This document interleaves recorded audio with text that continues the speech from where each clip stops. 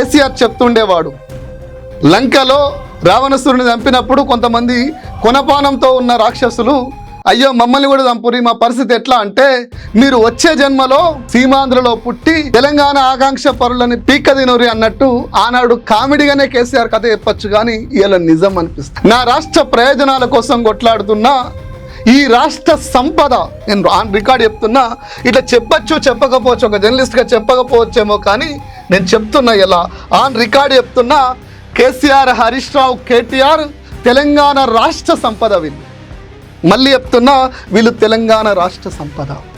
తెలంగాణకి ఎవడన్నా ద్రోహం చేస్తే ముందుగా వినిపించే గొంతులు గివ్వి. 70 ఏళ్ల వయసులో తెలంగాణకు అన్యాయం జరుగుతుందని, నీళ్ల దోపిడీ జరుగుతుందని పక్క రాష్ట్ర ముఖ్యమంత్రి చంద్రబాబు నాయుడు, నా రాష్ట్ర ముఖ్యమంత్రి ఆయన మోచేతి నీళ్లు తాగుతూ రాష్ట్రానికి ద్రోహం చేస్తుంటే, న్యాయం చేయాల్సిన నరేంద్ర మోడీ చంద్రబాబు నాయుడు కనసన్నల్లో పనిచేస్తుంటే, 70 ఏళ్ల వయసులో బొబ్బిల్లా వస్తున్న కేసీఆర్ కదా ఈ రాష్ట్రానికి నిజమైన సంపద.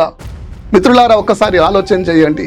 కేసీఆర్ అనే వ్యక్తి తనను కొడితే భరిస్తాడేమో, కానీ తనను తిడితే అవమానిస్తే భరిస్తాడేమో, కానీ ఈ రాష్ట్రాన్ని తిట్టినా అవమానించినా, ఈ రాష్ట్ర ప్రయోజనాలకు తాకట్టు పెట్టినా ప్రాణం పోయే పరిస్థితిలో కూడా నిలబడి యుద్ధం చేసే ఒకే ఒక్క మగవాడు కేసీఆర్.